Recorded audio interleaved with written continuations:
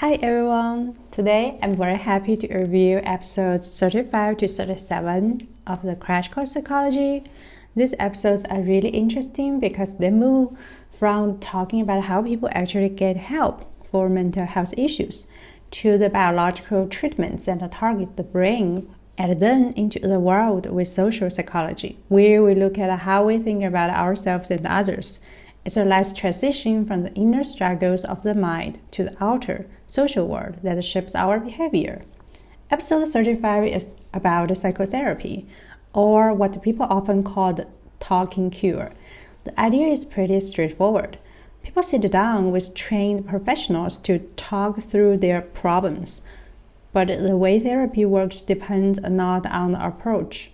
Crash Course shows us a range of styles, from the older psychoanalytic model that digs into unconscious conflicts and childhood experiences to more modern approaches like humanistic therapy, which emphasizes empathy and unconditional positive regard, helping people build self-acceptance.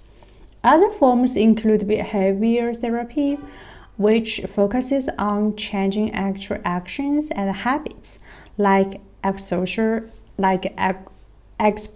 therapy for phobias, and cognitive therapy, which zeroes in on our thought patterns, helping people recognize and challenge distorted ways of thinking. One of the most common approaches today is cognitive behavioral therapy, or CBT, which combines both strategies by working on thoughts and behaviors at the same time. What stands out in this episode is the reminder that there is no one-size-fits-all method. The effectiveness of psychotherapy depends on the person, the situation, and sometimes even the relationship they have with the therapist. The next episode, 36, shifts to the medical side of things, like the biomedical treatments. While psychotherapy focuses on conversation and reflection, biomedical treatments target the brain directly through medication or procedures. For example, antipsychotic drugs are used to reduce the hallucinations and delusions in people with the schizophrenia, while antidepressants like SSRIs works to increase the serotonin in the brain to help with mood disorders. There are also mood stabilizers like lisinopril for bipolar disorder, and anti-anxiety medications and calm the nervous system, though they have to be used carefully since some can be habit-forming. Basically, this episode touches on medical procedures like some electroconvulsive therapy, which has a complicated history but is now used in very controlled ways to treat severe depression when other treatments don't work. There are also newer techniques like deep brain simulation that are still being explored. The key point here is that the biomedical treatments are powerful tools, but they often work best when paired with psychotherapy. It's not about choosing one or the other, but about finding the right combination to meet a person's needs. The next episode, 37, focuses more on the outward into the field of social psychology, starting with social thinking. This is where psychology looks at how we interpret and make sense of ourselves and the people around us. One important idea here is attribution, or the explanations we give for why people behave the way they do. Crash Course explains a fundamental attribution error, our tendency to assume someone's behavior comes from their personality rather than the situation they are in.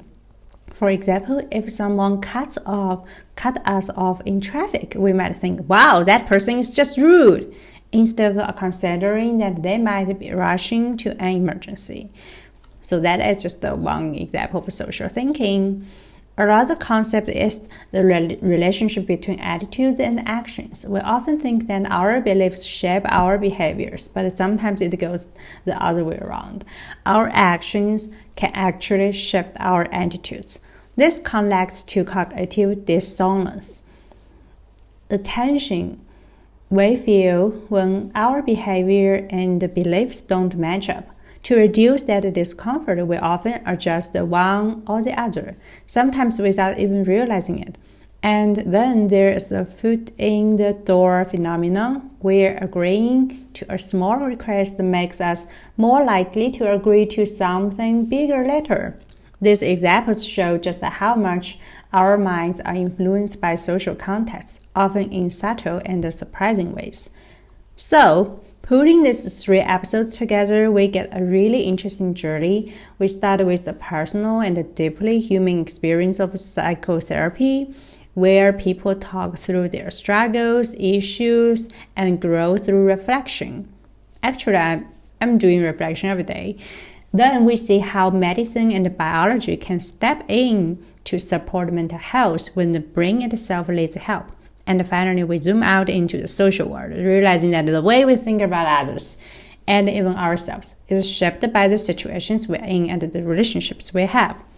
What I love about this set of episodes is how they show the many layers of psychology.